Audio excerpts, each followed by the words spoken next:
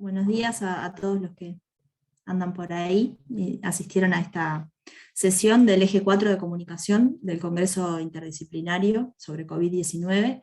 Este eje aborda la comunicación y el discurso sobre la pandemia. Y vamos a tener, en este caso, en esta mesa vamos a tener 4 ponencias. Teníamos una quinta ponencia que era sobre pandemia digital, la universidad y los portales de noticias, pero los autores se comunicaron con la organización para excusarse de asistir por problemas de salud. Así que vamos a iniciar con las otras ponencias. Cada autor o autora tienen más o menos aproximadamente 15 minutos de exposición.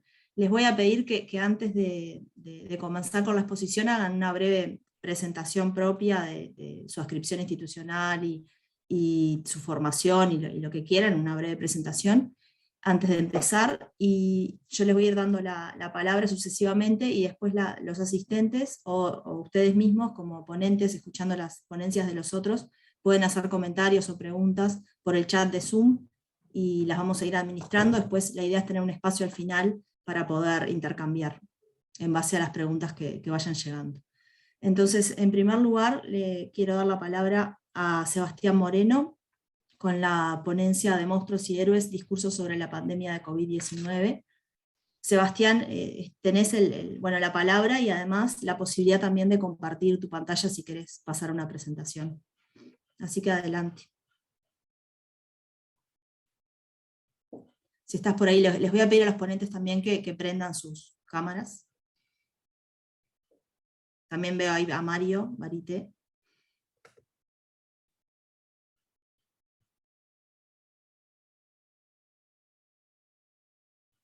Esperen que...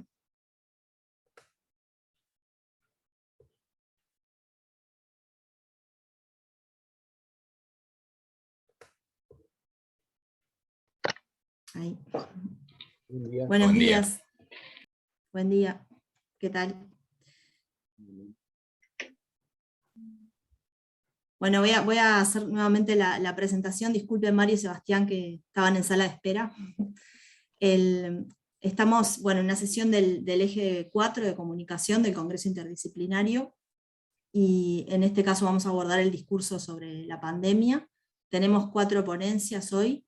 La idea es que cada orador y cada presentadora tenga aproximadamente 15 minutos para exponer, que al principio de sus presentaciones hagan una breve presentación propia de su adscripción institucional y su formación, y luego inicien la presentación. Yo les voy a ir dando la palabra, ustedes tienen la posibilidad de compartir pantalla si quieren mostrar una presentación. Si quieren que yo lo haga, también puedo hacerlo yo desde aquí, como les quede más cómodo. Y la idea es que los asistentes puedan hacer también preguntas por el chat de Zoom, y al final vamos a tener un espacio para intercambiar y en base a esas preguntas. ¿Tá? Ustedes también como ponentes pueden hacerle preguntas a los otros expositores. Entonces, la idea sería comenzar con la presentación de Sebastián Moreno, de Monstruos y Héroes, discursos sobre la pandemia de COVID-19. Así que adelante, Sebastián. Bueno, comparto pantalla yo entonces. A ver si se ve.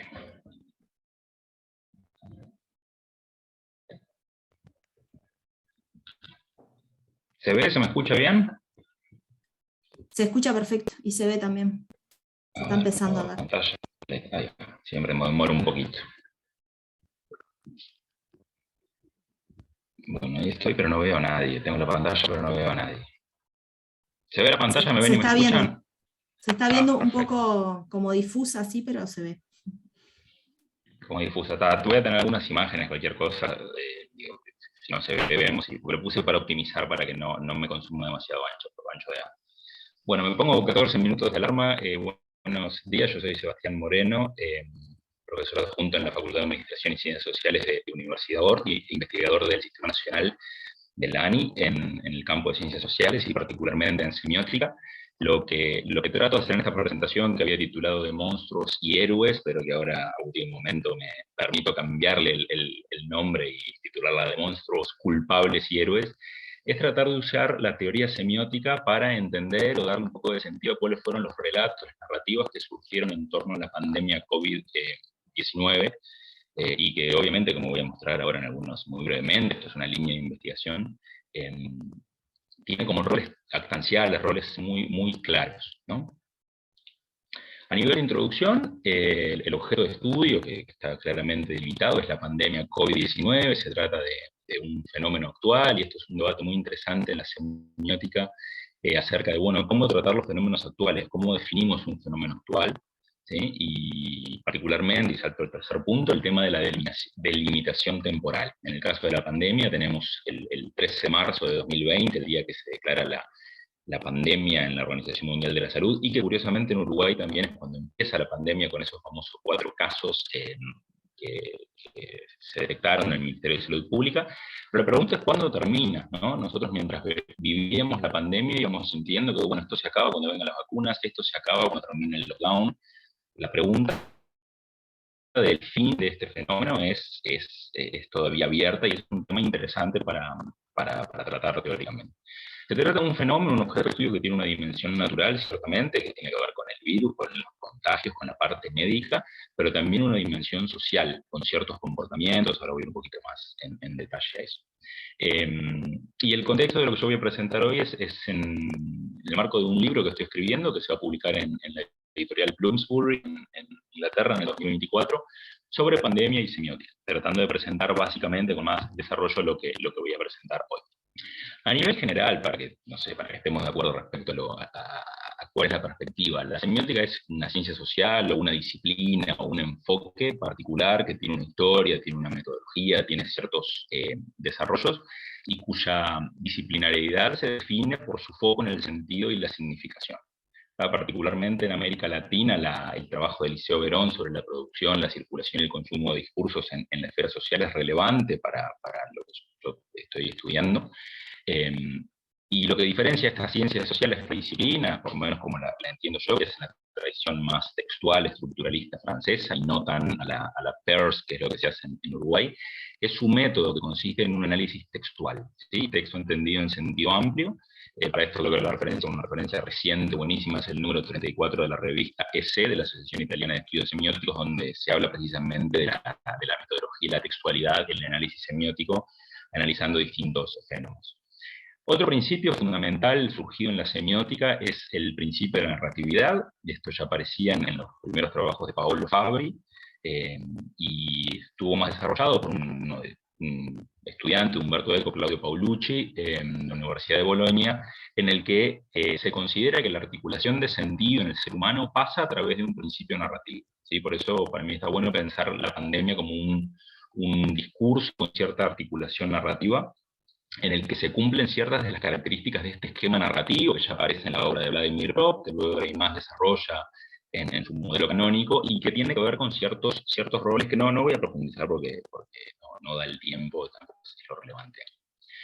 La pandemia COVID-19, para la semiótica, y particularmente para esta semiótica de corte estructural, que trasciende el estudio de los textos limitados al uso del lenguaje verbal, y que también considera las prácticas, las situaciones como textos pasibles de un análisis semiótico, pasaron dos cosas. En primer lugar, nuevas prácticas sociosemióticas, es decir, prácticas con un sentido, como el confinamiento, como el utilizar Zoom para un montón de cosas que antes no se utilizaba, el uso de mascarillas, de barbijo, la distancia social, el lavado de manos, los trámites burocráticos para entrar o salir de un país, por ejemplo.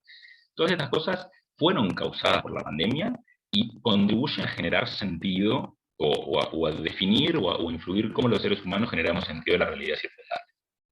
Pero lo que más interesa desde la perspectiva semiótico-narrativa, que es lo que voy a presentar acá, es cómo la pandemia se configuró muy rápidamente a nivel global, ¿sí? A nivel global, con actores globales como la Organización Mundial de la Salud, las Naciones Unidas, la Unión Europea, pero también a nivel nacional, como una historia en la que había ciertos roles temáticos o actanciales claramente ocupados por actores vinculados con la pandemia. El rol del enemigo, el antihéroe era el virus. El héroe rápidamente fueron los trabajadores de la salud, los culpables, ¿no? China, los irresponsables, en el caso de Uruguay, Carmela, ¿no? Como funcionó como este chivo expiatorio, a quién culpamos por la introducción del virus en Uruguay.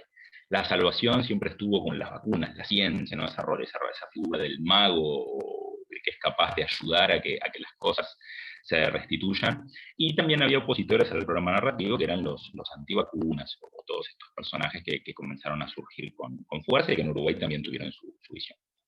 Yo me quiero concentrar en presentar un argumento breve sobre tres procesos de narrativización que se vivieron en la pandemia. El primero es la atribución de culpa, el segundo es la demonización del virus, y el tercero es la heroificación de los trabajadores de la salud, y por esto el título de la presentación, que es de monstruos, el virus, culpables, aquellos que se culparon por la introducción del virus, y héroes, que son los trabajadores de la salud.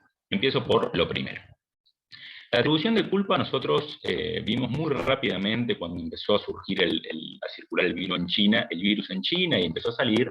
Vimos cosas como esta. Acá tenemos una imagen de un discurso que se había escrito para que pronunciara Donald Trump en la sala de prensa de la Casa Blanca, donde él manualmente tacha la palabra coronavirus, ¿no? Y dice el virus chino, ¿sí? Y tenemos una serie de tweets donde él habla, ¿no?, de este virus chino en dos casos concretos. Es decir, rápidamente en el discurso de este personaje, que tenía una forma muy particular de comunicarse, vimos cómo el chivo expiatorio del chino, ¿sí? Y esto es una etiqueta muy ambigua, muy vaga, porque ¿qué es chino? Es la cultura china, es el chino, el señor chino que supuestamente tomó la sopa de murciélago que generó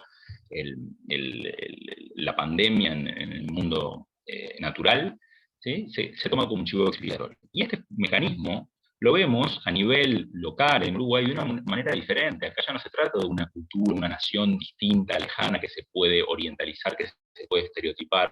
Sí, se trata de un personaje concreto. ¿Sí? Hay un artículo muy interesante de Fernando Andaj sobre el caso Carmela en la revista Extramuros, en el que ella habla y dice: la culpa de Carmela, o Carmela fue utilizada como chivo expiatorio porque tiene una cara, tiene un rostro, que es alguien a quien se le puede pegar fácilmente. Y vemos cómo surgió rápidamente, ¿no? Cómo este discurso se convirtió en un discurso con muchas repercusiones, desde los videos que hizo Gabriel Lucet, el argentino creador de Gente Rota, la etiqueta Chetona Virus, por los audios que circularon en WhatsApp después del famoso casamiento. Vemos memes que aparecen, esto está en un artículo muy interesante de Paula Simonetti, del año pasado, del 2021, cómo aparecen estos memes, ¿no? Paciente cero en China, paciente cero en Corea, paciente cero en Japón, etcétera, etcétera, y en Uruguay se llama Carmela, ¿no? Las comparaciones para darle sentido al coronavirus, qué era el virus, qué era el mosquito o el dengue, cómo se distinguen el uno del otro. Luego vemos el mismo fenómeno, aparece un culpable, alguien en quien se deposita en términos semióticos la responsabilidad por la introducción del virus. El virus no es un bicho que por su propia naturaleza se extendió, sino que lo que hizo es, lo que se hace discursivamente es encontrar un responsable a quien podemos hostigar semióticamente, aunque sea. Por eso este artículo de Verónica Abdala en Clarín en abril 2020, si no me equivoco, es muy interesante, ¿no? El chino, el cheto, el irresponsable, cuáles son los prejuicios en torno al coronavirus, y obviamente estas etiquetas, estos grupos sociales sirven como chivo expiatorio para culpar a alguien por la introducción del virus. ¿Sí? Esto brevemente en torno a los culpables. Segundo fenómeno súper interesante es la demonización del virus. ¿Sí? Nosotros estamos tratando acá con un virus, es un bichito que no se ve, que es invisible a los ojos, y que para darle sentido necesitamos construirlo discursivamente de alguna manera. ¿Sí? La primera imagen del coronavirus fue esta, donde se ve claramente su carácter corona, donde se ven las coronitas, las patitas que hacen que se llame corona, y esta fue la imagen que nosotros tuvimos y que rápidamente se empezó a utilizar de manera icónica para representar al virus. ¿Sí? Fíjense, por ejemplo, abajo del todo, el logo del Plan Nacional Coronavirus del Ministerio de Salud Pública en Uruguay, cómo crea un logo jugando con esa forma, ¿sí? Donde se ven las patitas. Vemos a la derecha la respuesta mundial de las Naciones Unidas a la pandemia. También creó un logo en el que se ve esta misma forma, un círculo con patitas, y adentro se le agregan otras cosas.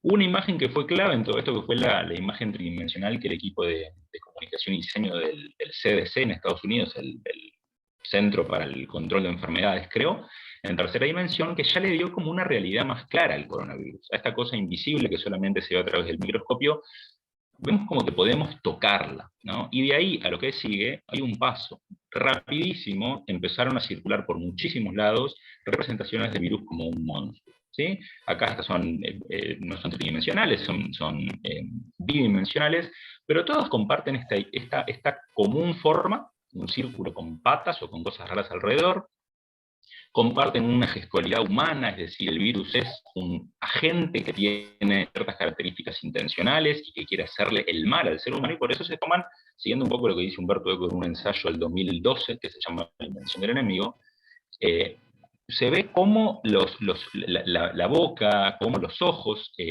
cómo todo connota maldad. Si nosotros pensamos en las películas clásicas de Disney, todas las gestualidades que vemos en estas tres imágenes, a las que se podrían sumar tantas otras más, reflejan lo que los villanos de Disney suelen tener, esa mirada maliciosa, esa posición de ataque, esos dientes puntiagudos. Vemos también acá dos claros ejemplos que para mí son buenísimos porque muestran cómo los discursos llegan a toda la sociedad, ¿no? Piñatas mexicanas, vemos cómo se generan las piñatas del coronavirus con la misma forma, el volumen esférico, en este caso las patas que sobresalen, en un caso la corona, para que no haya duda de que se trata del coronavirus, y no faltan estos signos que yo identifiqué recién en la diapositiva anterior como mostrando mala intención o capacidad de ataque. Principal son las cejas para abajo. Yo pongo dos Pokémones acá, no sé si alguien en la audiencia es familiar con esta serie. Tenemos arriba del todo a Coffin, que es un Pokémon que es muy parecido al coronavirus, ¿no? Una pelota tóxica que tiene incluso un símbolo que parece tóxico, que tiene sus colmillos y que tira humo, y que tiene como patitas, aunque no sean el mismo tipo del coronavirus, pero que sin embargo los ojos connotan cierta benevolencia. Este no es un Pokémon que sea malo. Abajo tenemos a otro Pokémon, Electrode creo que se llamaba, que es una pelota, es un bicho magnético, pero que sin embargo siempre aparece con la gestualidad que nosotros vemos reproducida en las representaciones del virus. Y esto me parece muy interesante porque hay todo un proceso de construcción discursivo del coronavirus, de construcción discursiva del coronavirus, que toma elementos ya conocidos en la cultura y que se utilizan para darle sentido, para atribuirle cierto sentido a este nuevo agente natural que está destruyendo a la humanidad. Y este ejemplo es buenísimo, porque acá vemos como un niño, este es un dibujo que se presentó en el Museo del Parlamento Europeo en Bruselas, un niño, ¿sí?, refleja la situación que vivió una conocida de su familia, Sara, en Suiza, y representa esto como una lucha, ¿sí?, y al monstruo lo representa claramente con estos signos, ¿no?, los dientes, las manos arriba en posición de ataque, y las cejas como indicando, yo soy un malo. Y a falta para generar más isotopía, la palabra o la expresión Corona Monster, el monstruo del corona. Finalmente, y ya es lo último que se me va el tiempo, la heroificación de los trabajadores de la salud. Un colectivo que ya existía a nivel social, los trabajadores de la salud se definen no por individuos, sino por una posición, un rol profesional, así como los abogados, los tarotistas y tantas otras actividades colectivas que se definen por lo que se hace. En Portugal, por ejemplo, en la ciudad de Porto, se hizo un mural representándolos con sus mascarillas, pero en Bélgica, en Bruselas, por ejemplo, un mural similar representa también a los trabajadores de la salud, con la vestimenta, con los atuendos, pero también con cierta iconografía de superhéroes, ¿no? Este señor abriéndose la camisa y mostrando este símbolo, recuerda ciertas cosas que nosotros veíamos en Superman cuando se abría la camisa, o cuando el superhéroe devela su verdadera identidad. Este es un mural también que apareció en una ciudad en Flanders, en el norte de Bélgica, donde vemos una imagen de personas que claramente podemos interpretar como trabajadores de la salud, y abajo ciertos atuendos que claramente reconocemos, gracias a nuestra competencia cultural enciclopédica, como perteneciente a los superhéroes, ¿no? Entonces esta correlación de los héroes y los superhéroes en esta relación. Un ejemplo, un aviso, ¿no? En Bélgica la idea esta que circuló de varios países más del mundo, pero acá había una promoción que se hacía de salir todos los días a las 8 de la noche al balcón a aplaudir a estos héroes cotidianos de los cuidados, ¿sí?, de la salud. Una práctica que se instaura a nivel colectivo, el aplauso colectivo, no se sabe a quién, porque no hay un receptor en copresencia, como cuando estamos en el teatro, que permite construir este actor colectivo como un héroe. Vemos acá unos titulares, ¿no? El personal sanitario encarna el heroísmo contra el coronavirus, decía frase 24, la nación decía héroes contra el coronavirus, los aplausos son para ellos, y esto se consagró en el 2021, si no me equivoco, cuando se le da el premio Princesa de Asturias de la Concordia a los sanitarios, a los trabajadores sanitarios, por el heroico espíritu de sacrificio y que han sufrido graves riesgos y costes personales. Para terminar entonces, la premisa de este análisis semiótico es que todo fenómeno social tiene siempre un componente discursivo, como decía Liceo Verón, y no quiere decir que todo sea discurso, pero siempre que haya un fenómeno social va a haber un componente discursivo que vale la pena estudiar.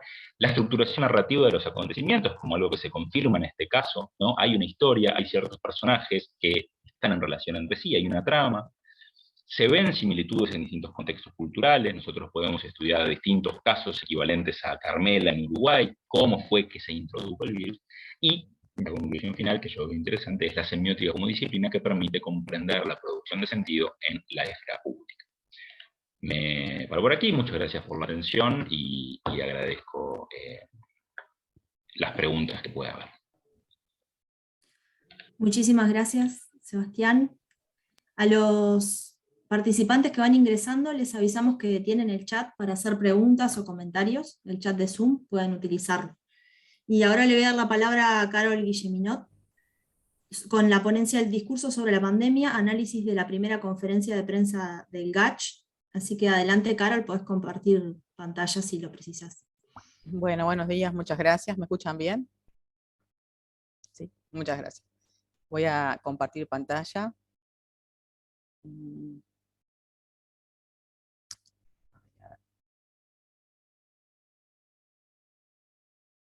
Es esta, a ver, se me fue de la pantalla, disculpen, por favor.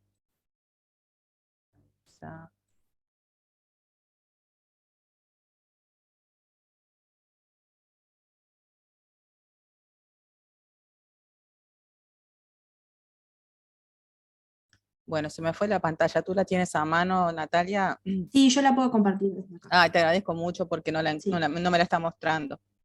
Ahí voy.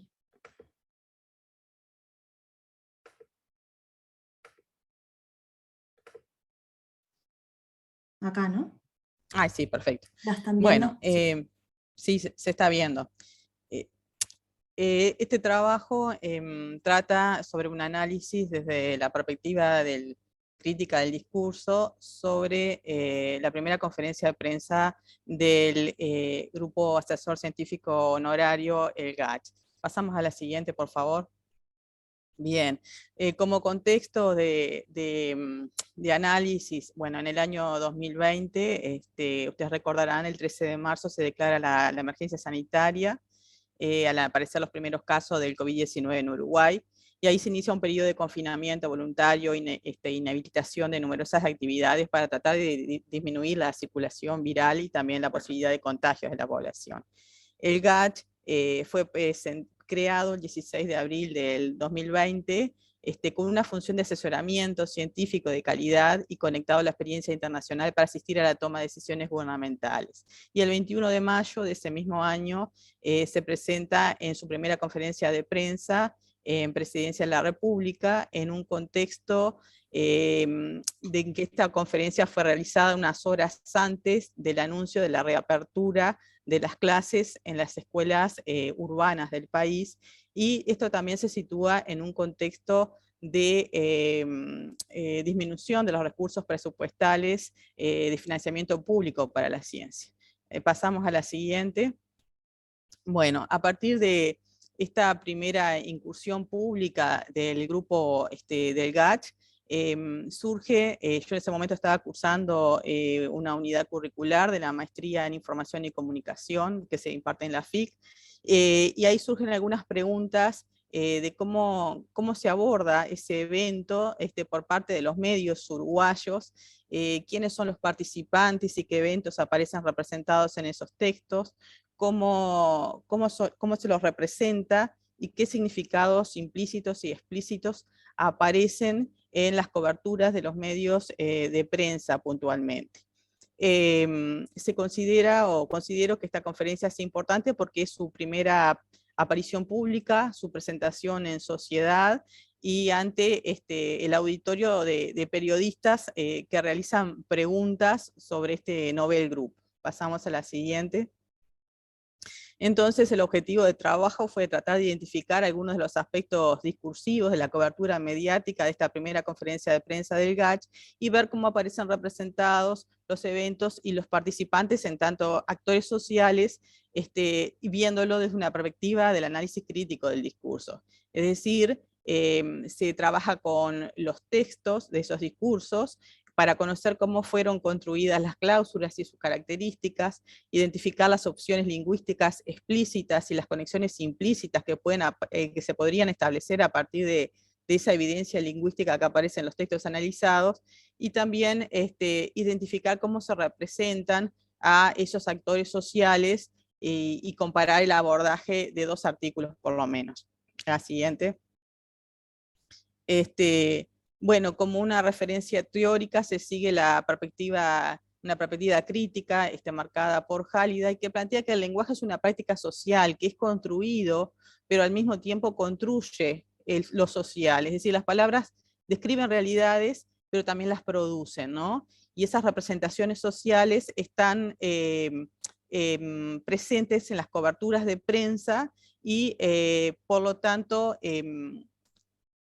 se trata de ver entonces en este trabajo qué indicios hay en el texto, qué pistas se pueden identificar para interpretar los fenómenos sociales. Sí, la siguiente.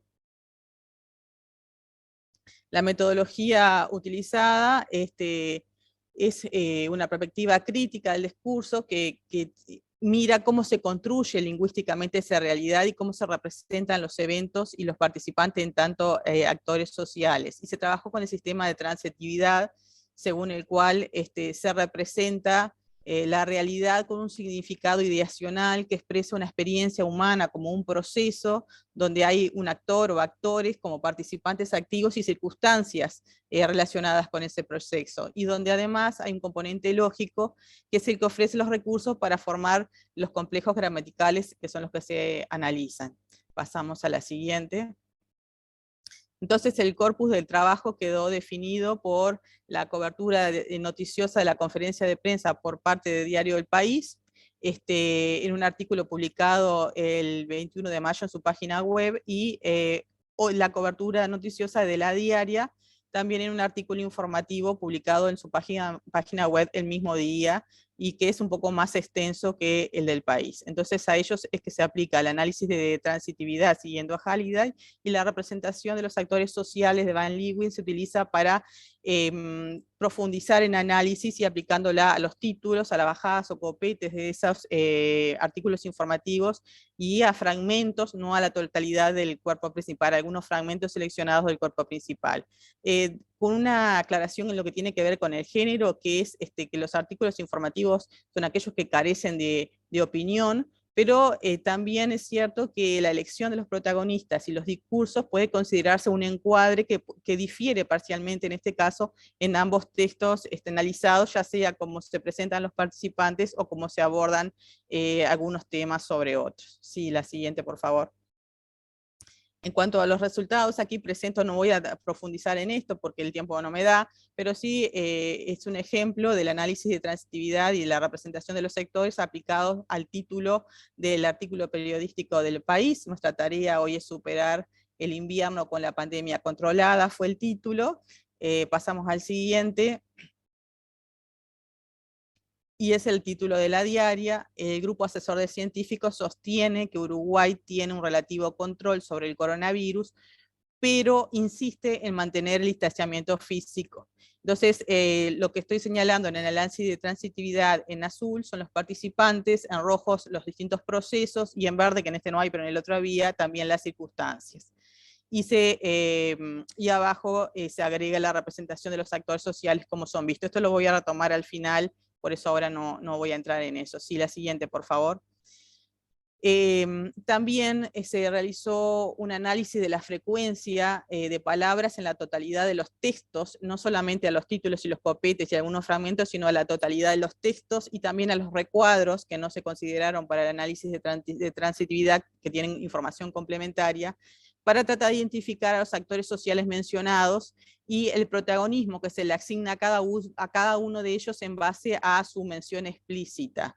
Y lo que se sistematizó en este cuadro y también en una nube de palabras que viene a continuación, y lo que se concluye es que el análisis de La Diaria presenta un mayor número de participantes y eso le da una mayor profundidad y contexto a la cobertura, sobre todo. Sí, la siguiente, por favor. Ahí tenemos las dos nubes de palabras, la de la derecha es la del País y la de la izquierda es la de La Diaria, donde hay coincidencia en algunos términos, pero son diferentes. Sí, la siguiente, por favor. También se caracterizó en estos dos artículos cómo están representados la comunidad científica, las autoridades políticas, la propia pandemia, ¿verdad? Y la ciudadanía. Esto lo voy a retomar al final porque no puedo entrar ahora en el detalle de cada uno de los artículos, que es lo que estoy presentando aquí, así que pasamos a la siguiente, que son las categorías que surgen de análisis, digamos, en cuanto a lo que tiene que ver con los actores representados. Aquí estamos justamente viendo lo que decía sobre la sociedad y los ciudadanos y la propia pandémica o la propia pandemia o el evento pandémico en cuanto a la caracterización en los textos de los artículos periodísticos. Sí, pasamos a la siguiente. Y bueno, aquí voy a retomar algunas de las cosas que de las diapositivas anteriores que pasé, y como marco plantear que históricamente las pandemias y las epidemias han generado una serie de cambios de distinta naturaleza social, en los valores morales, la identidad, hasta incluso la conceptualización del otro, que eso emerge en los textos analizados también, bajo las formas de opciones lingüísticas o estrategias discursivas, que algunas son explícitas y otras no son explícitas, que están presentes en esta representación de los eventos y los participantes. Otra cuestión a señalar es la complejidad del proceso de comunicación, que también queda evidente en los discursos que se analizan, que son piezas textuales largas, complejas, y presentan incluso muchas oraciones subordinadas, cláusulas subordinadas, trabazón en algunos párrafos, y otra característica es la importante función del discurso en la construcción del riesgo sanitario como un concepto social y cultural, inclusive ideológico, en el marco de la sociedad global de la información y la comunicación. Y esto en vinculación también con un momento muy particular en que se producen los discursos, que es un gran consumo de información a través de los medios, con informativos centrales largamente extendidos, con transmisión en directos de conferencias de prensa, y con en esta conferencia de prensa en particular los rumores de reapertura de escuelas en un contexto de confinamiento voluntario, donde los niños estaban en sus casas, estudiando a distancia, y los adolescentes también, por supuesto, que se va a producir pocas horas después de esta conferencia de prensa del anuncio de la reapertura de escuelas. Sí, pasamos a la siguiente. Entonces, ¿cuáles son estas opciones lingüísticas y estrategias discursivas explícitas que aparecen en estos textos? Uno de ellos es la persuasión, ¿no? La persuasión hacia ciertos modelos de comportamiento, fundamentalmente el distanciamiento social. Incluso se menciona en alguno de ellos los metros de distancia si caminamos o si íbamos en bicicleta, que tendríamos que respetar, y todo eso implica una regulación de la vida social y eventualmente una limitación también de las libertades individuales en este contexto, ¿no? Y esa intención, esa estrategia persuasiva está fundamentada en la autoridad de la evidencia científico-médica, y también en la utilización de algunas figuras del lenguaje, como pueden ser imágenes, comparaciones, metáforas, que tratan de buscar esos puentes entre el conocimiento experto del científico y el conocimiento no experto, la necesidad de explicar y comprender el riesgo impuesto por la pandemia hacia la ciudadanía, ¿no? Por ejemplo, una de esas metáforas que es muy ilustrativa, dice Radi: no quiero dejar la sensación de que estamos tranquilos, esto es como jugar un partido en La Paz y vamos 0-0. Estamos contentos, pero todo puede cambiar en 2 minutos. Y subrayó, dice el texto, que la meta es superar el invierno con la pandemia controlada. Ahí es un ejemplo de esto que estoy planteando. La otra alusión que también aparece en este fragmento que acabo de leer es ese manejo dicotómico y esa alusión constante al control o descontrol, que se reitera en la frase de los científicos, de la situación. En este momento, mayo 2020. Y otra estrategia que aparece también en ambos artículos es hasta dónde va la responsabilidad del GACH, es decir, en la toma de decisiones, y siempre estar dejando en claro su función asesora. Sí, la siguiente, por favor.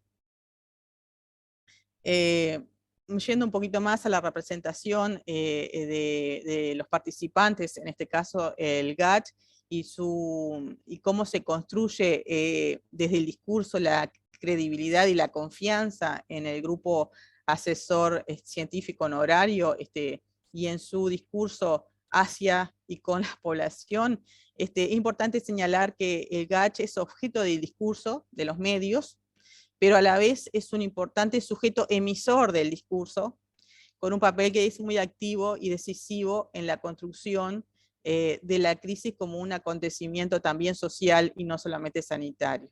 Hay una construcción discursiva de la credibilidad y la confianza social en este equipo de científicos asesores, y su representación como una élite con una autoridad dada por el conocimiento que abona desde el texto la construcción de la figura del experto científico a través de esa información que dan los medios de prensa.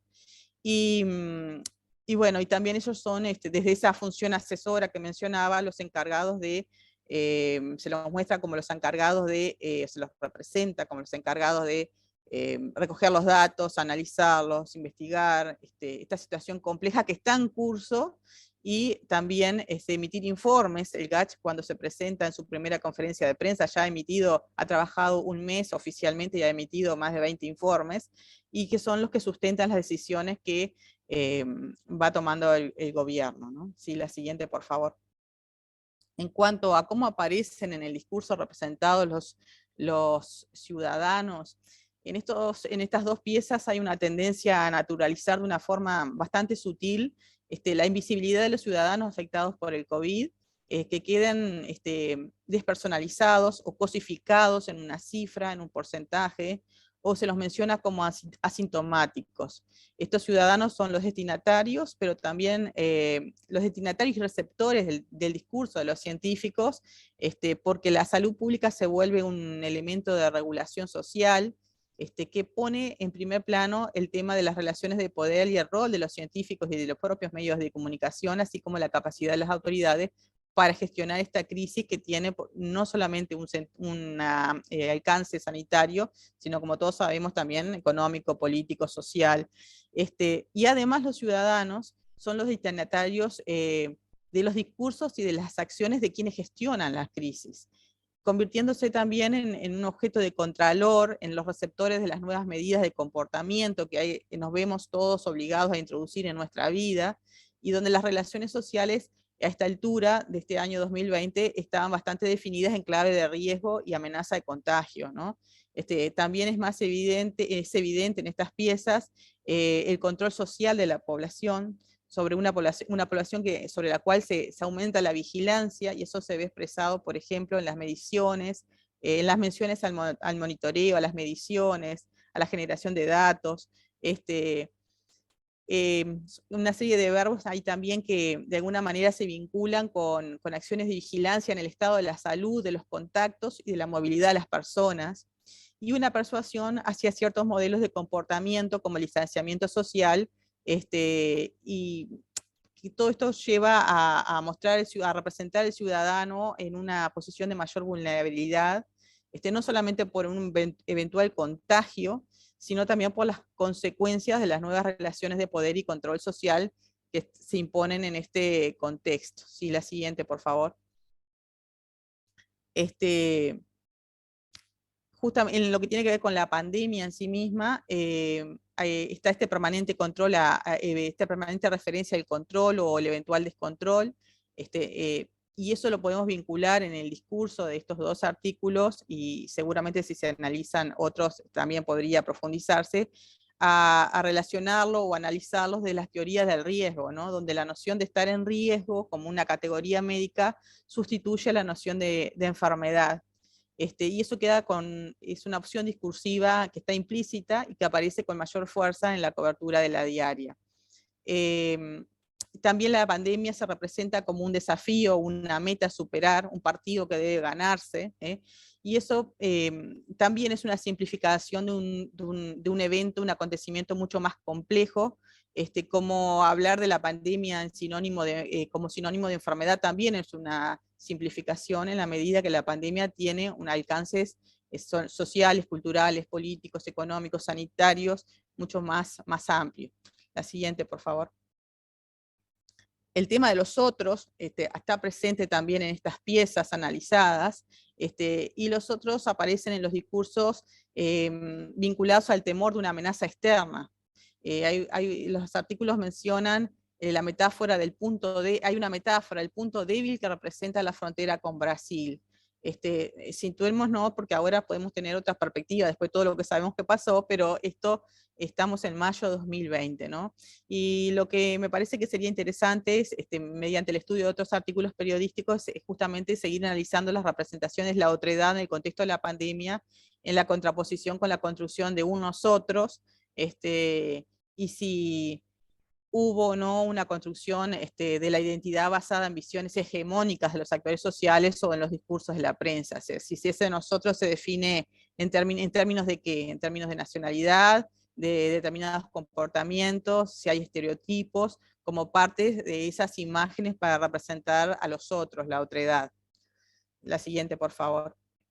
Entonces, y concluyo con esto, los discursos, lo que saco en conclusión a partir de este trabajo, que como digo, fue realizado en el transcurso de la cursada de la maestría, que los discursos sobre la pandemia revisten, ¿sí?, un interés importante como objeto de investigación desde la perspectiva del discurso, porque la pandemia es un fenómeno complejo, y este tipo de análisis pueden beneficiarse desde el aporte de diferentes perspectivas teóricas y de los enfoques críticos que ameritan un tratamiento en mayor profundidad, incorporando otros textos periodísticos que puedan permitir un mayor conocimiento de la representación de los eventos y los actores sociales identificados en este trabajo, así como de las relaciones entre el lenguaje y los contextos social y cultural en la pandemia y en lo que fue luego el tránsito a esta llamada nueva normalidad.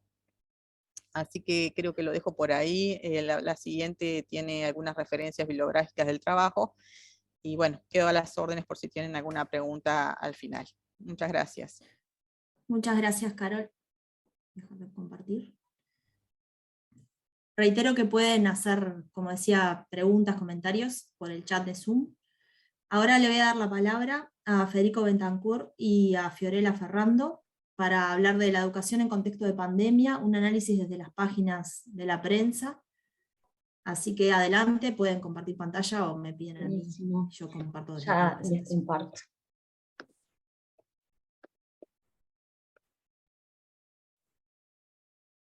¿Ahí ven bien? Sí, se ve bien. ¿Sí? Perfecto. Fede, no sé si querés presentarte vos primero y así yo arranco. Bien, buen día a todos. Yo soy Federico Bentancur, soy licenciado en Comunicación por la UDELAR y además magíster en Estudios Organizacionales por la Universidad Católica del Uruguay. Y bueno, nos juntamos con la compañera Fiorella para realizar esta investigación.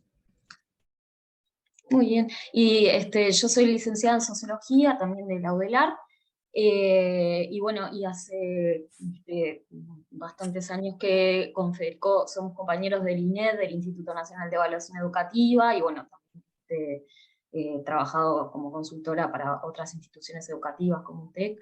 Entonces, bueno, hace tiempo que venimos trabajando temas sobre educación y por eso centramos este trabajo que empezamos a armar para este congreso puntualmente, y por eso vamos a mostrar algunos resultados preliminares que, bueno, que después la idea es seguir como profundizando. Y bueno, Natalia, como vos dijiste, el título de trabajo es Educación en contextos de pandemia, un análisis de las páginas de educación, de las páginas de la prensa, y bueno, centrado en la educación. Entonces, bueno, un poco el objetivo general, lo que nos llevó a analizar estas páginas de educación es ver, bueno, cómo se construyó el relato sobre la educación, y bueno, el cierre de los centros educativos y la vuelta a la presencialidad, de la educación obligatoria, o sea, de inicial a la educación media superior en el contexto de pandemia, o sea, en 2020 y 2021. Y nos surgieron algunas preguntas. En primer lugar, bueno, ¿cómo se relató la peligrosidad del virus hacia los docentes y los estudiantes? ¿Qué argumentos se esgrimieron en torno bueno, a esto que decíamos del cierre de los centros educativos y la vuelta a la presencialidad, a qué actores se le dio voz en las páginas de educación, de los medios de prensa de alcance nacional, y bueno, y si existen diferencias entre los medios, que como va a decir Federico, tomamos en cuenta 2 medios, El País y La Diaria, y bueno, y vemos un poco, contraponemos los relatos que encontramos en esos. Bueno, el corpus lo creamos con noticias sobre educación obligatoria, de La Diaria y El País, en la versión impresa. Son 199 materiales que son de los géneros informativo e interpretativo, o sea que tenemos noticias, entrevistas, crónicas, reportajes. Dejamos afuera los géneros de opinión, o sea, los artículos, las columnas y editoriales. Son en total 101 del País y 98 materiales de La Diaria. Además de ser noticias sobre educación obligatoria, deberían tener palabras clave que están marcadas aquí, que son virus, coronavirus, COVID-19, y por ser educación obligatoria no tomamos a las de educación superior. Les realizamos un análisis de contenido para ver recurrencia de palabras y frases, categorizamos imágenes, argumentos y a su vez las fuentes y los tipos de fuentes, y analizamos por año y por medio. Bien. Y bueno, el periodo de referencia donde centramos la búsqueda es en 2020, desde marzo, en el comienzo de la aparición de los primeros casos de COVID, a mitad de marzo, y el cierre de centros educativos, y hasta julio de 2020, en donde se comienza como una presencialidad plena, digamos, en los centros educativos. Si bien la presencialidad empieza a darse a partir de mayo más o menos, de forma escalonada, primero en la educación rural, también en los privados, y después en los distintos grados y subsistemas. Pero bueno, a fines de julio es como que se empieza una presencialidad más plena de todos los grados ya incorporados a la presencialidad. Y en 2021 pasa lo mismo, con el pico de 2021 se comienzan las clases, la primera semana se suspenden por el aumento de casos, y lo mismo, aproximadamente en mayo de nuevo comienza esa vuelta a la presencialidad escalonada que termina en julio. Entonces tomamos esos 2 periodos para el análisis de las notas. Y bueno, ahora algunos resultados preliminares que fuimos encontrando. Bueno, primero tenemos los relatos sobre la peligrosidad del virus para los actores educativos. Encontramos, por ejemplo, el tema de proteger la salud, la prioridad de la salud y el derecho a la salud, que esto es un tema que aparece en 11 materiales en 2020 y en 3 en 2021. Esto es una tendencia que se va a notar, hay muchos más materiales de todas las imágenes en 2020 que en 2021. Y aquí son notas que tienen que ver con negociaciones entre sindicatos y el gobierno para el retorno a la presencialidad. El tema de proteger la salud de los actores. A su vez tenemos temor y miedo, que aparecen 11 materiales en 2020 y 2 en 2021, que aquí el temor y el miedo se refiere a enviar a los niños a clases. Esto ya es cuando estamos hablando de que vuelve la presencialidad en sus primeros niveles, y el miedo de los padres a mandar a sus hijos por el temor a que se contagien. Porque también había la posibilidad de que los niños quedaran de forma no presencial. Esta es la imagen que tuvo más presencia en títulos, porque como se puede ver está en 2 en El País y en 2020, y 1 en El País también en 2021. Después un concepto que se usó mucho en 2020 es el de población de riesgo, grupo de riesgo. De las 117 notas de ese año, hay 29 que lo mencionan, hay 17 de La Diaria, que incluso lo ponen una vez en título, y 12 del País. Aquí básicamente también, nuevamente son las negociaciones entre los sindicatos docentes y el gobierno para definir las medidas y los protocolos de salud, y también definir cuáles son las poblaciones de riesgo para dar unas medidas especiales para ellas. Y aquí nos pareció bastante interesante que esta referencia desaparece en 2021, ya no se habla más de población de riesgo ni de grupos de riesgo. Después aparece la imagen de la escuela como un lugar seguro para los niños y adolescentes. Y aquí aparece como actor la Asociación Uruguaya de Educación Católica, que en 2020 lo menciona en 2 notas, una de cada medio, y después en 2021 también aparece, y además se suma una fuente de la ANEP. Aquí básicamente también tiene que ver con el tema de aumentar las horas de clase y demás, que era algo que se estaba negociando desde la educación privada. A su vez después tenemos riesgo mínimo y bajo, como había mencionado antes, el concepto de riesgo, ¿no? El riesgo de ir a clases, ¿qué nivel tiene? Bueno, esto es básicamente 4 materiales en cada año, y aquí básicamente se estaba hablando desde el gobierno de que se vuelve a la presencialidad porque se considera que el riesgo es mínimo o bajo. Muy bien.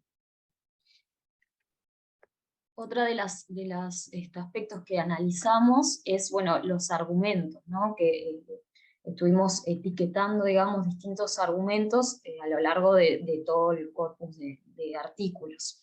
Entonces, bueno, separamos los argumentos de 2020 y los argumentos de 2021 en la diaria y en el país, y vimos, bueno, qué actores eran los que tenían esos argumentos, y cuántos eran a favor y cuántos en contra, y qué tipo de argumentos se trataban. Entonces, en 2020 lo que encontramos es una mayor cantidad de argumentos para los sindicatos, fueron los que etiquetamos más cantidad de argumentos, después seguidos de autoridades del CODICEN y la ANEP, del gobierno, que dentro del gobierno ahí tenemos argumentos del presidente, o sea, que citan, digamos, al presidente, o que van a buscar al presidente para dar su opinión, de ministros, sobre todo esos actores, y después científicos especializados, que después vamos a analizar por actor, a ver cuáles fueron dentro de cada uno de estos ítems, digamos. Entonces, bueno, en el caso de los sindicatos en 2020, todos los argumentos que encontramos eran en contra de la presencialidad, de la presencialidad en centros educativos. Y hacían alusión a, sobre todo, la situación sanitaria, pero también, bueno, aspectos relacionados con la gestión de los centros educativos, la logística para la vuelta a la presencialidad, la infraestructura, bueno, que no podía, con la infraestructura, la higiene que había, no se podía llevar adelante los protocolos, y la falta de auxiliares de servicio. Luego, en el caso de CODICEN y ANEP, hay 20 argumentos, la mayoría eran argumentos a favor de la vuelta a la presencialidad, pero también había voces que hacían contrapunto, digamos. Los que estaban a favor referían en su mayoría a aspectos sanitarios, pero también a aspectos pedagógicos, logísticos y vinculados a la equidad para acceder a la educación. Y los que estaban en contra de la vuelta a la presencialidad se centraban más bien, ahí como que salieron 2 actores principalmente, que son el director de la educación rural y la directora de educación especial, y se centran sobre todo en la vuelta a la presencialidad de esos 2 grupos poblacionales, y por eso, bueno, estaban en contra de que, bueno, por un tema sanitario. Después vienen los argumentos del gobierno, que también en la mayoría estaban a favor, pero también encontramos algunos en contra, y los que estaban a favor también, bueno, se referían sobre todo a aspectos sanitarios, y también mencionan la equidad y lo pedagógico. Y los que estaban en contra se refieren a aspectos logísticos sobre todo, y de infraestructura, para poder llevar adelante los protocolos. Y en el caso de los científicos, la mayoría, casi todos están a favor, refieren a aspectos sanitarios, y bueno, ahí también, bueno, mencionan lo pedagógico y lo logístico, pero en menor medida. Y hay un argumento solo en contra de la vuelta a la presencialidad, que hace referencia a lo sanitario. Esto cambia un poco para 2021, en donde en realidad la mayor cantidad de argumentos es dada por el gobierno, pero ahí está mucho más dividido en argumentos en contra y a favor. Después vienen las autoridades del CODICEN y la ANEP, los sindicatos en tercer lugar, y los científicos siguen en cuarto lugar, en lugar de menciones de argumentos.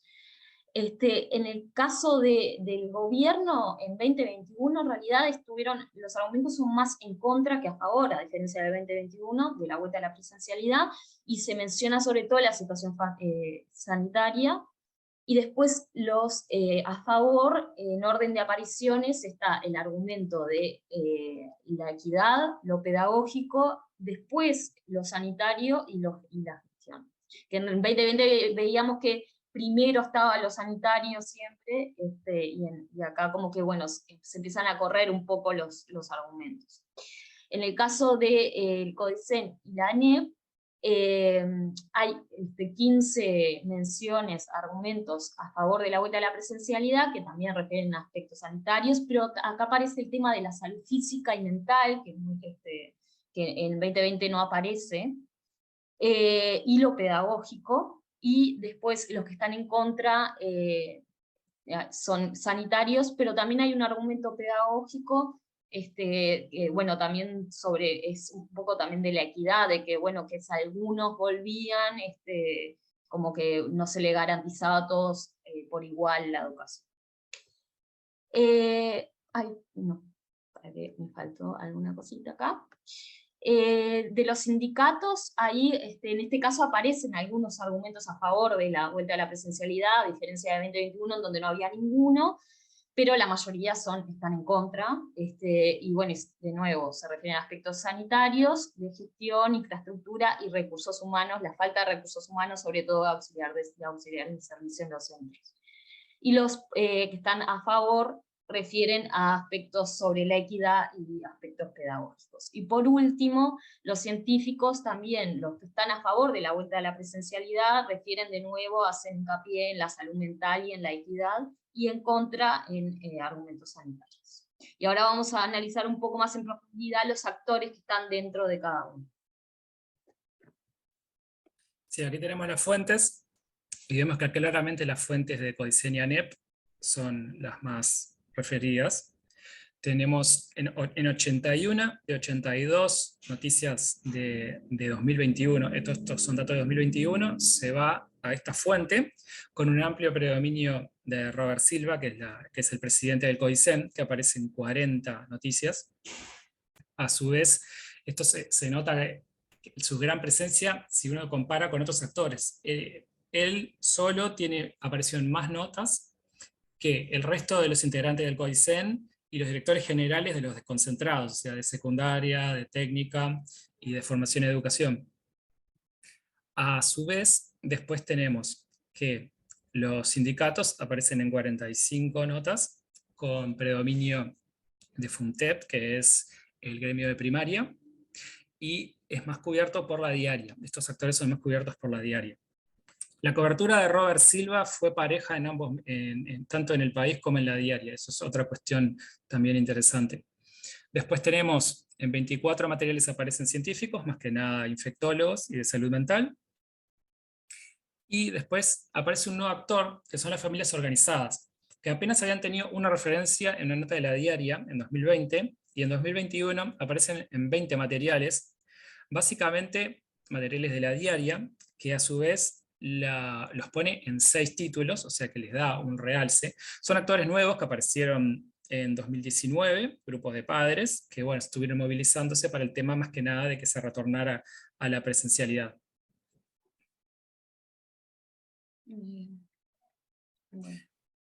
Y ahora, como a modo de cierre, tenemos algunos hallazgos que tenemos en este primer análisis de datos, que es que las referencias a la peligrosidad del virus para los sectores educativos descienden en 2021, después que los sindicatos se presentaron más que nada argumentos en contra del retorno a la presencialidad y el CODICEN más que nada a favor, pero en 2021 también aparecen algunas voces sindicales a favor del retorno a la presencialidad, más que nada por los efectos de la ausencia de ir a clase para los alumnos. En la diaria se dio más espacio a los sectores sindicales y a las familias organizadas. El presidente del CODICEN, como dijimos, fue una fuente muy solicitada por ambos medios, y además se observa que no hay presencia de la voz de los estudiantes una presencia muy escasa. Y por aquí sería nuestra presentación. Les agradecemos por la atención. Muchas gracias, Federico y Fiorella. Muy interesante. Ahora vamos a darle la palabra al último orador, a Mario Barité, que nos va a hablar de la terminología de la pandemia, surgimiento, registro y primera valoración. Así que adelante, Mario. Bien, bueno, muchas gracias. Gracias por la oportunidad. Me encantó esta mesa. Realmente, al estar en último lugar, pude prestarle mucha atención a todo lo que vienen haciendo y me parece muy bueno realmente. A ver, díganme si ya tienen la pantalla allí, por favor. Sí, ya estamos viendo.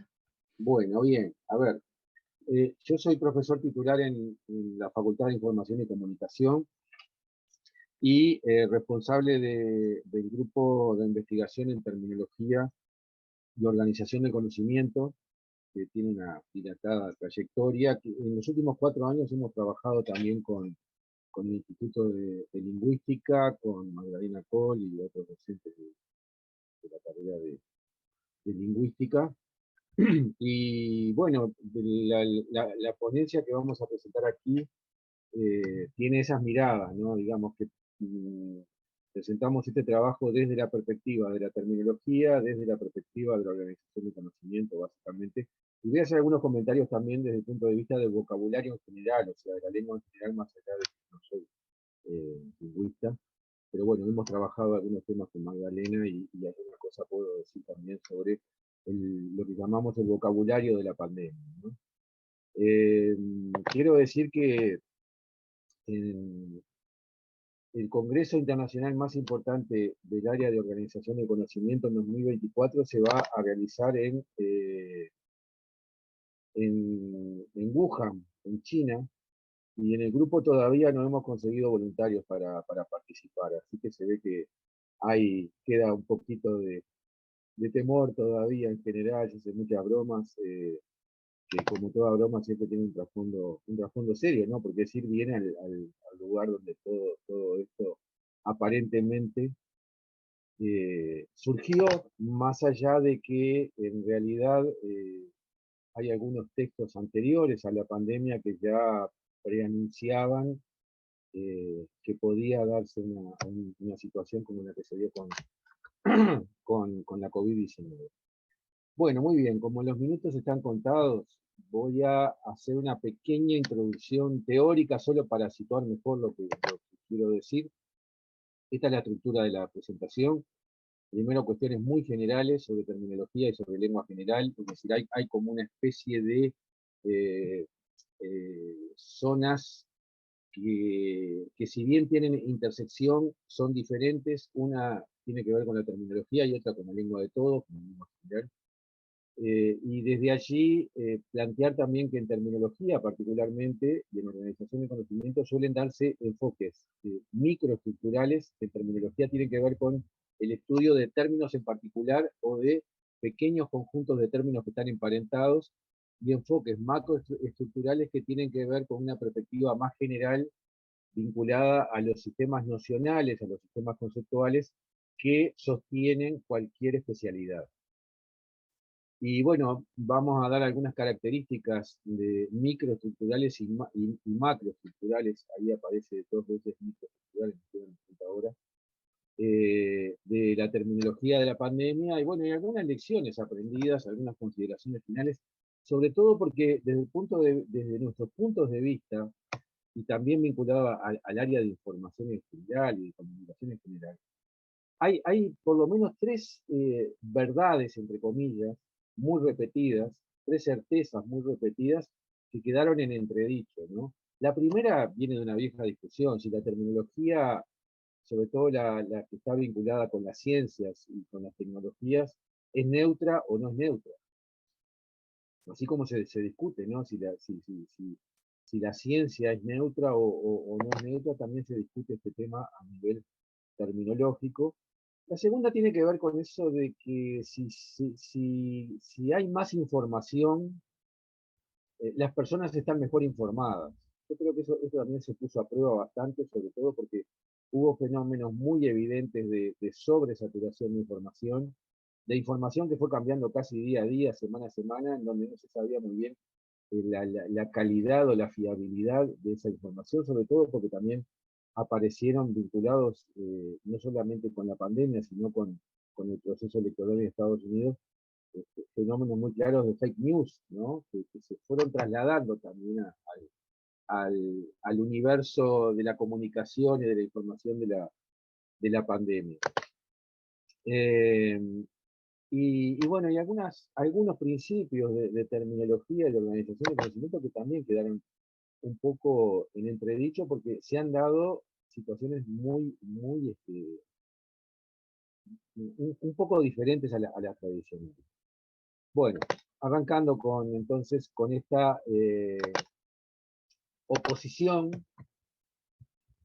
vamos a llamarla así. Si entro a hilar fino, esa oposición no está, ¿no? Pero por lo menos para simplificando el mensaje, yo creo que ayuda a entender la oposición entre lo que es terminología y lo que es lengua general, porque la lengua general es la lengua común de una comunidad de hablantes, ¿sí? Lo que no quiere decir que, en nuestro caso, la lengua general sea la lengua de lo que llamamos lengua española o lengua castellana, porque en realidad también en nuestra lengua común tenemos regionalismos, tenemos voces en otros idiomas que usamos habitualmente, o expresiones híbridas, que incluso pueden estar en idiomas o lenguas muy antiguas como el latín, etcétera, ¿no? Pero bueno, por lo menos para dar la idea general, lengua general es la que compartimos todos, y el registro de esa lengua se da sobre todo a través de diccionarios de la lengua, y bueno, el ejemplo más claro en nuestro caso es el diccionario que la Real Academia actualiza actualmente, ya no sola, sino en conjunto con la Asociación de Academias de la Lengua Española. Mientras que la terminología es el dominio del saber que se ocupa del estudio de los lenguajes especializados, ¿sí? Y no siempre es fácil determinar esas fronteras, ¿no? Pero bueno, un poco yo creo que ahí cortamos bien el terreno y establecemos una frontera. La terminología se ocupa de los lenguajes especializados, sean estos de las ciencias, de las tecnologías, de las disciplinas en general. Cuando hablo de ciencias, hablo en sentido muy amplio, incluyo las ciencias sociales, las ciencias humanas, y también cualquier otra área especializada de la actividad humana, como los deportes, como los oficios, como los hobbies, etc., ¿no? Y bueno, y hay un tráfico entre estos dos universos que se procesa a través de terminologizaciones y desterminologizaciones, es decir, voces de la lengua común que se especializan y pasan a integrar una terminología, y voces terminológicas que pasan a ser de uso común y pasan a integrar la lengua general. Bien, entonces decía, desde un punto de vista metodológico, también teórico, pero metodológico, se da en terminología un enfoque microestructural varias veces.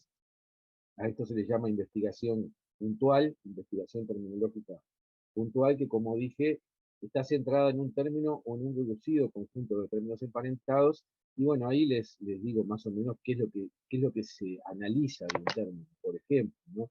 El origen, la etimología, el género, la categoría gramatical, la ortografía, las variantes, los sinónimos, las traducciones, todo esto en la cultura digital sigue teniendo tanta o más importancia que antes, y sobre todo permite establecer también la trazabilidad de los términos, sobre todo cuando hablamos de neologismos, ¿no? Trazabilidad, que es un término también, en realidad en Uruguay se ha utilizado mucho en la industria cárnica, porque de acuerdo con las obligaciones que tiene que tener la industria cárnica que cumplir para exportar, por ejemplo, tiene que establecer también, entre otras cosas, la trazabilidad de los animales. Pero esto se aplica en muchos campos hoy día, y a todos estos datos hay que sumar la definición también, ¿no? Es decir, bueno, si hay un término tiene que haber un concepto, y la síntesis de un concepto es la definición. El concepto es mucho más amplio que una definición, pero para hablarlo en términos sencillos, en general también en el discurso, nosotros necesitamos definir términos, ponernos de acuerdo sobre el alcance que cada término puede tener. Y en cambio, los enfoques macroestructurales, como decía, ponen el foco en el sistema nacional que sostiene a un dominio, que sostiene a un área de saber, a un área especializada, y ese sistema nacional se construye a partir de las relaciones semánticas que están establecidas entre los términos. No solamente las semánticas, pero bueno, las semánticas son las principales, ¿no? Y claro, acá empieza también a plantearse otra discusión que se da en estas áreas de trabajo, que tiene que ver con qué es un dominio, ¿no? ¿Qué es un dominio? Y esto también ha tenido impacto en lo que hace la pandemia, ¿no? En principio, bueno, hay muchas definiciones, pero, a ver, tomamos alguna acá de algún trabajo anterior nuestro, ámbito del saber o de la experiencia humana que se caracteriza por su especialización o por la posibilidad de ser delimitado en función de las prácticas o los intereses propios de una comunidad de usuarios. Es decir, los dominios implican una comunidad de personas, una comunidad de prácticas. Nosotros creemos que todo surge de las prácticas sociales y de la reflexión sobre las mismas. Y bueno, y hay la definición más sencilla quizás sea la de Smith y Wagner, que dicen que un dominio es un campo de trabajo, un área de trabajo.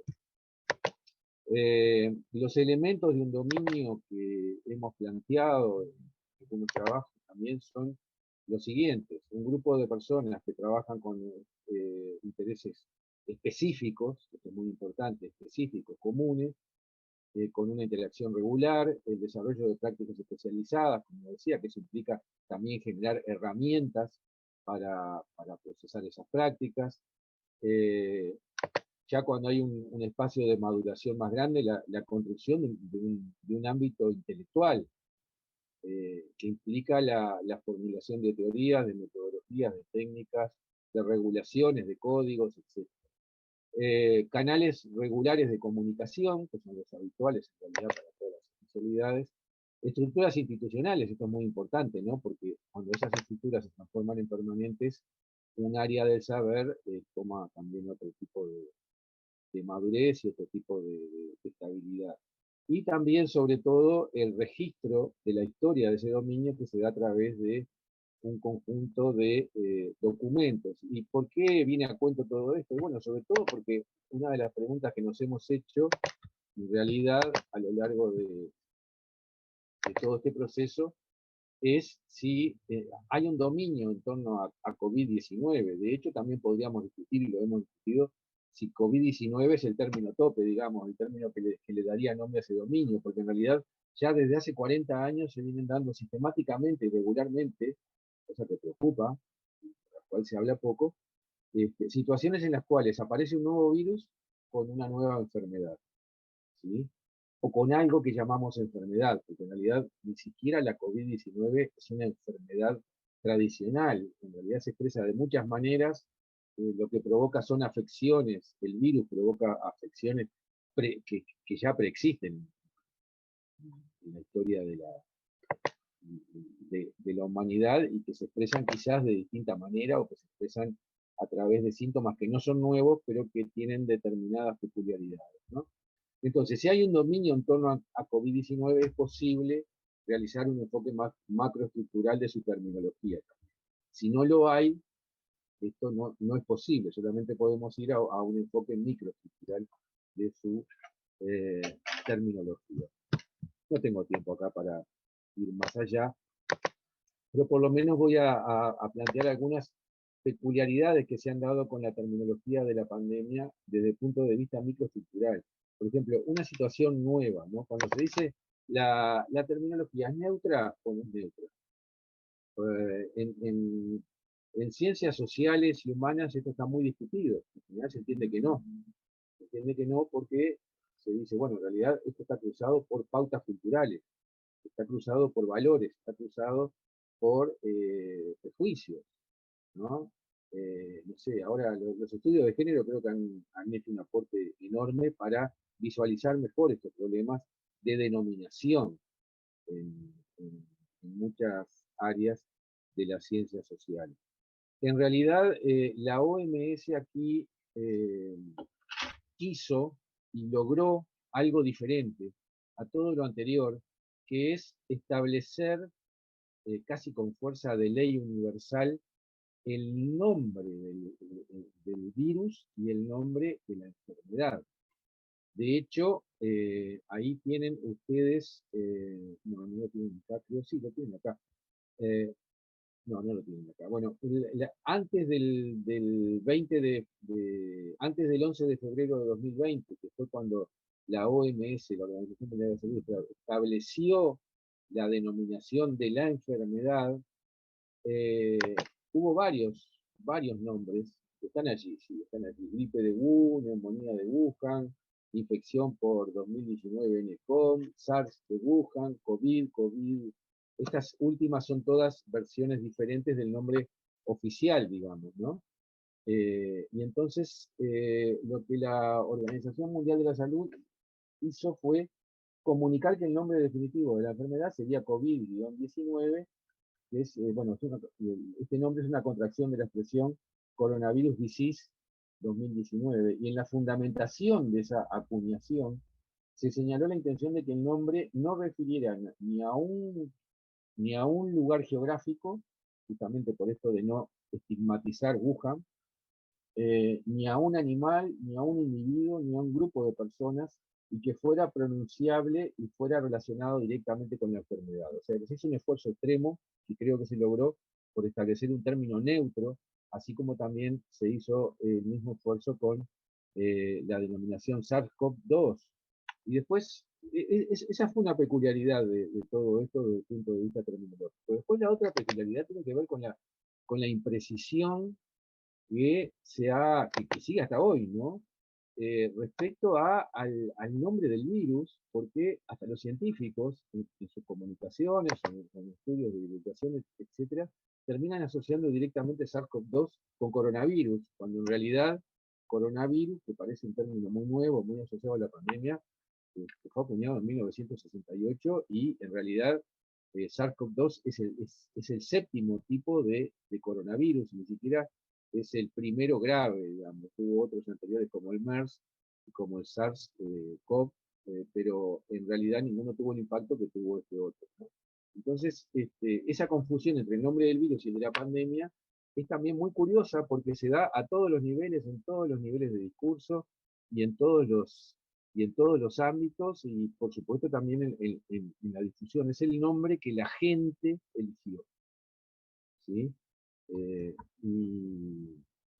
en realidad hay que apelar a la búsqueda en documentos científicos duros para encontrar en forma regular la denominación SARS-CoV-2. Creo que me estoy dando con poquito tiempo, así que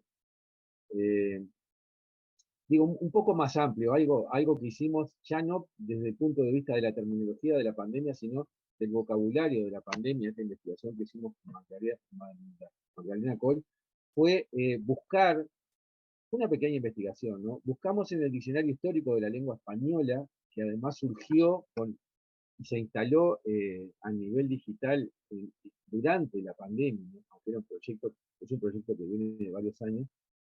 Surgió este diccionario histórico que en realidad empezó a llenarse desde la actualidad hacia atrás, y entonces fue capturando, ¿sí?, un poco, muy oportunamente, todas las voces nuevas o candidatas a voces nuevas que aparecían en medios de prensa, porque el principal medio de legitimación aquí son los medios de prensa, y nosotros investigamos las palabras registradas en este diccionario con la raíz corona. Quiere decir que la terminología y el vocabulario, acá hay terminología y hay vocabulario vinculado con la pandemia, en realidad es más amplio. Tomamos lo que tiene que ver con corona, y lo que voy a mostrar son los resultados de la investigación que hicimos en 2021, en la que aparecen 31 expresiones registradas en medios de prensa, ¿sí?, en el primer año de la pandemia.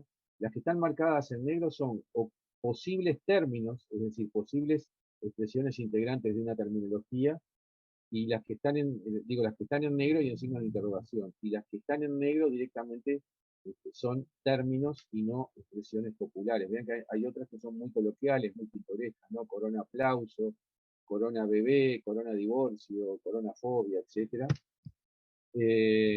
Y en realidad, de todas estas, solamente 2 aparecen registradas en la actualidad en el diccionario de la lengua española en su versión online, que son coronavírico y coronavirus que además ya estaban registradas antes de la pandemia. O sea que no hay ninguna novedad en el registro de estas voces. Acá intentamos hacer justamente un estudio por categorías de todas estas 31 expresiones y las fuimos situando allí, y vimos que las que estaban situadas en relación con virus y enfermedad eran las que contemplaban los términos propiamente dichos y las expresiones de la lengua general. Bueno, como para ir cerrando entonces,